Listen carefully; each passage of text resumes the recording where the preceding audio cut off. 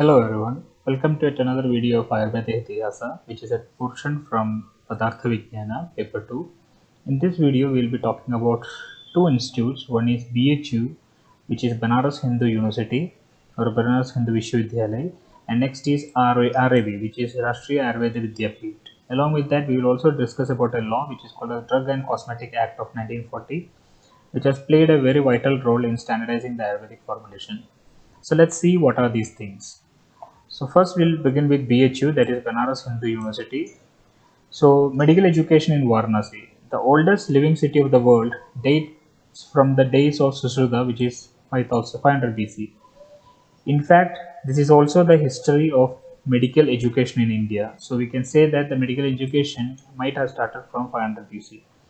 Medical education in Banaras Hindu University took root in 1920 with the establishment of Department of Ayurveda under the Faculty of Oriental Learning and Theology 1922 to 1927.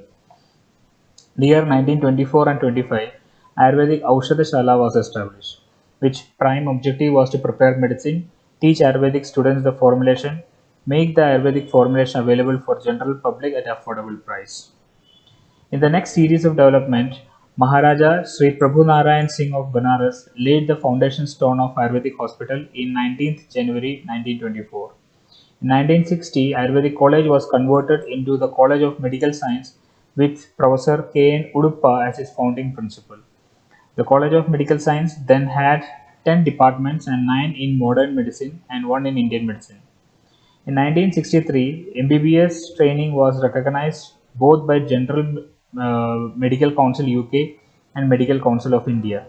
Postgraduate Institute of Medical's Indian Medicine was started in 1963, was merged with the Institute of Medical Science established in 1971 for PG Ayurveda, and DIUM was awarded. This is the first degree. Older name for MD Ayurveda was DIUM.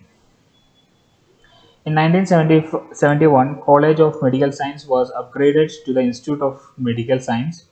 Further growth of postgraduate education continued with approval of DM and MCH courses in 10 specialties in 1976. In 1978, the existing faculty was bifurcated into Faculty of Ayurveda and Faculty of Medicine, and the faculty was then their independent growth. So both two wings were started. One was for Ayurvedic and one was for modern medicine. So this is an image of Banaras Hindu Vishwavidyalaya. The next institute is Rashtriya Ayurveda Vidyapeeth, or we call it as RAV. It was established in the year 1988 or 11th February 1988 and started its functioning from 1991. The basic idea of the course is to provide in-depth knowledge to prepare young proficient scholars in the text of Ayurveda. Governing body consists of 60 members including the president.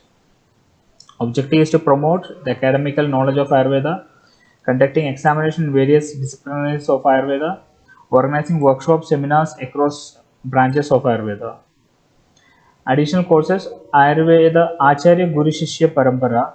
It is 2-year course. Members of Rashtriya Ayurveda Vidyapeeth or MRAV, and Chikitsak Guru Shishya Parampara. It is 1-year certified course of Rashtriya Ayurveda Vidyapeeth, which is called as CRAV. Now let's see what is Acharya Guru Shishya Parampara.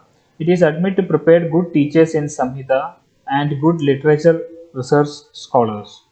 The Guru of MRAV should be a scholar with excellent academic and research knowledge, above the age of 60 years, with good Sanskrit knowledge, retired professor of a UG or PG college with PG and PhD qualification, or a retired director of research institute of a eminent scholar. Training from Guru Shishya Parampara is established as a Guru. And Chikitsak Guru Shishya Parampara, the students are expected to learn the clinical practices like Nadi Pariksha, Aushadha Nirmana, Shara Sutra, Panchakarma, special treatments of diseases, etc. to practice Ayurveda. The Guru of CRAV should possess special Ayurvedic knowledge in diagnosis and treatment and should have willing to train the students clinically. Now let's see what is Drug and Cosmetic Acts of 1940. The history says that British misrules providing poor healthcare system to Indian citizens. Observation made by the Drug Enquiry Committee, the Indian Medical Association, reports in Indian Medical Gazette of 1920 to 1930. And 1940 Drug and Cosmetic Act was established, and 1945 rules under the Act was proclaimed, extended to the whole of India. The regular objective of this Drug and Cosmetic Act is that to regulate import, manufacture, distribution, and sale of drug and cosmetic through licensing, manufacturing, distribution, and sale of drug and cosmetic by qualified persons only, to prevent substandards in the drugs, to regulate manufacturing and sale of Ayurveda, Siddha, Unani drugs, to establish drug technical advisory board, which is called as DTBAB, and drug consultative committee, which is DCC, for allopathic and allied drugs and cosmetics. Definition of Drug and Cosmetic Act is that all medical for internal and external use for human beings or animals, and all substances intended to be used for or in the diagnostics, treatment, mitigation, or prevention of any disease or disorder in human being or animal, including the preparation applied on human body for the purpose of repelling insects like mosquitoes. This all comes under the definition of drug. Now let's see what is cosmetic. Cosmetic is being defined as any article intended to rub, poured, sprinkled, or sprayed on, or introduced into, or otherwise applied to the human body or any part, therefore cleaning, beautifying, promoting attractiveness, or altering the appearance, and includes any article intended for the use of components of cosmetic, is called as a cosmetic.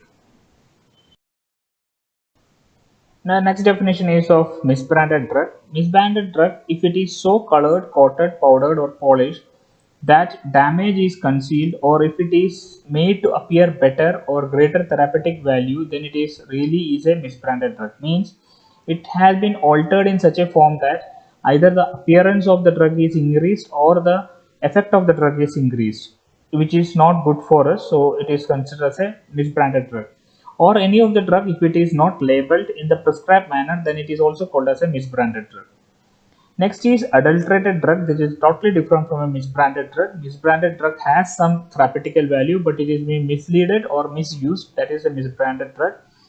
Adulterated drug is it if it is consists in a whole or in a part of any filthy, putrid, or decomposed substance, or if it has been prepared, packed, or stored under insanitary conditions, whereby it may have been contaminated with filth, or whereby it may have been rendered injuries to the health, or if it is container is composed in a whole or in part of any poisonous or deleterious substances which may render the content injurious to health. So such things are called as a adulterant drug, which may cause some health hazards, which is being included under the adulterant drugs. Now, what is a spurious drug?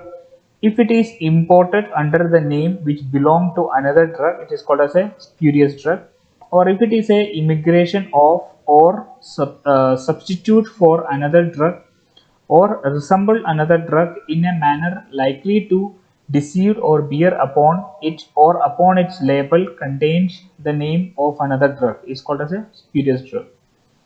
Next definition of manufacturing is that in relation to any drug or cosmetic, it includes any process or a part of process of making, altering, ornamenting, finishing, packing, labeling, breaking up, or otherwise treating or adopting any drug or cosmetic with a view to sale, distribute, but does not include the compounding or dispensing of any drug or the packing of any drug or cosmetic in an ordinary course of retail business. This is the actual definition. All of you know that what do you mean by a manufacturer. Manufacturing is nothing but any kind of production we include under manufacturing.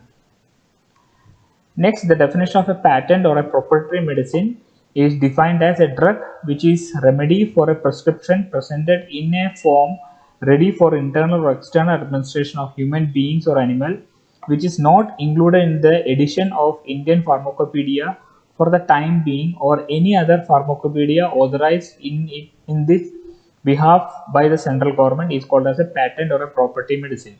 Like if you invent a medicine today, and that is not present in the Indian pharmacopoeia, then you may be eligible to get the patents or proprietary medicineship of that drug, so that no one else will be preparing that medicine without your concern. Now, admissions of the act and rule, administration of the act and the rule is that it has an advisory, which is Drug Technical Advisory Board, or we call it as TTAB, Drug Consultative Committee, which is called as DCC. Analytical Administrative Wing is there, which is called as Central Drug Laboratory, or we call it as CDL. Drug Control Laboratory in all states. Government Analytics is there. Executives like Licensing Authority, Controlling Authority, Drug Inspectors, all comes under this rule. Drug Technical Advisory Board consists of a Director General of Health Service, Drug Controller of India, Director of Central Drug Laboratory, which is situated in Calcutta, Director of Central Research Institute, Kasauli, Director of Indian Veterinary Research Institute, Itanagar, President of Medical Council of India, President of Pharmacy Council of India, Director of Central Research Institute, which is present in Lucknow. And nominated members are 2 persons by the central government, 1 person by the central government from the pharmaceutical industry, 2 persons holding the appointment of central analytical under this act. So these are some of the main functionaries of it. Now, elected people are there. 1 person to be elected by the Executive Committee of Pharmacy Council of India will be sent to this committee. 1 person to be elected by the Executive Committee of Medical Council of India will be sent. Pharmacy Council, Medical Council. 1 pharmacologist to be elected by the government body of Indian Council of Medical Research will be sent to this. 1 person elected by the Central Council of Indian Medical Association will be sent to this. 1 person to be elected by the Council of Indian Pharmaceutical Association will be also be sent to this. Now, main functionaries of this is that, if these people elected is that, to advise the central government and the state government on technical matters, to carry out further functional assistance to it by this act. Now, what is Drug Consultative Committee? It does is that it is also advisory body constituted of the central government, constitute 2 represented by the central government and 1 representative from each state. Function is to advise the central government, the state government and the Drug Technical Advisory Board on any matter tendering to the security uniformity throughout India in the advisory administration of the Act. The Drug Consultative Committee shall meet when required, has the power to regulate its own procedures. With this, we will conclude the talk for now. With more information about other topics, we will meet you soon. Till then, thank you very much.